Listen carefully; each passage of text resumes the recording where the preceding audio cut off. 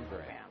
All right, back to reality now for those GSA officials. They're on Capitol Hill yet again today for the next round of hearings on their Las Vegas extravaganza, otherwise known as a conference. All on your dime as a taxpayer. Congressman Jeff Denham is chairman of the House Subcommittee on Economic Development, Public Buildings, and Emergency Management, and I talked with him just a short time ago. Congressman Denham, thank you very much for being with us. You've been investigating the GSA for over a year. What more have you uncovered? This is a systemic problem. We're going to lay out today the whole timeline, the last year and a half, how all of these trips have gone, how they've ignored the administration and the president on his directives, and we're going to show the bigger root problem of that this is a whole culture, not only within GSA, but within government altogether. Before we can restore trust in government, we've got to be able to show that how big of a problem this is, and we're prepared to do that today. Congressman, I read the Inspector General's report. It says the GSA did not follow federal procurement laws. That's arguably a crime. And there's also evidence of bribes and kickbacks. Jeff Neely's wife may have impersonated a federal employee, and Neely himself apparently invited friends to the conference, had taxpayers pick up the dime for that. An email, quote, "I know I am bad, but as Deb and I say often, why not enjoy it while we have it and while we can? Ain't going to last forever." Prophetic words, perhaps. Should these people, in your judgment, be criminally prosecuted? There will be a number of people that are criminally prosecuted. My commitment to the American taxpayer is to make sure that money is paid back, that we hold those accountable for the wrongdoing, and that does not just stop with firing them. But yes, people are going to go behind bars. Yeah, Jeff Neely is on paid administrative leave right now, but my goodness, shouldn't he be fired immediately?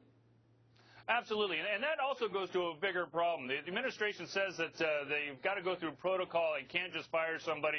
When you've broken the law, you go to jail, and you ought to be fired immediately. Congressman, this was called the Western Regions Conference of the Public Building Service of the GSA. That's the title of this whole conference. But basically, I spent a couple of hours trying to figure out what it is. It's people sharing ideas and strategies. Can't that be done in emails and teleconferences? Should Congress put an end to all of these off-site conferences, in fact, by all federal agencies? Absolutely. This goes to, again, a bigger problem.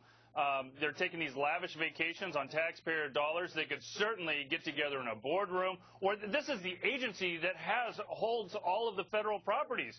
We've already noticed that there are over 14,000 buildings across the nation that are empty.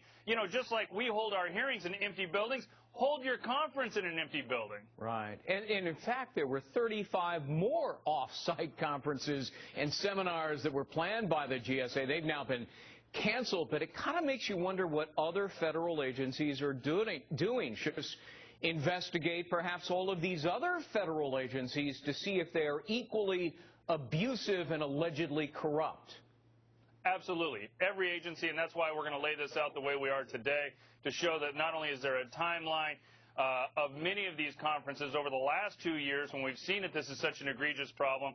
The administration did nothing about this since 2010 when it first broke, and we've also found out that it's in other regions, it's in other agencies, and they all should be audited. No more hiding these budgets from us.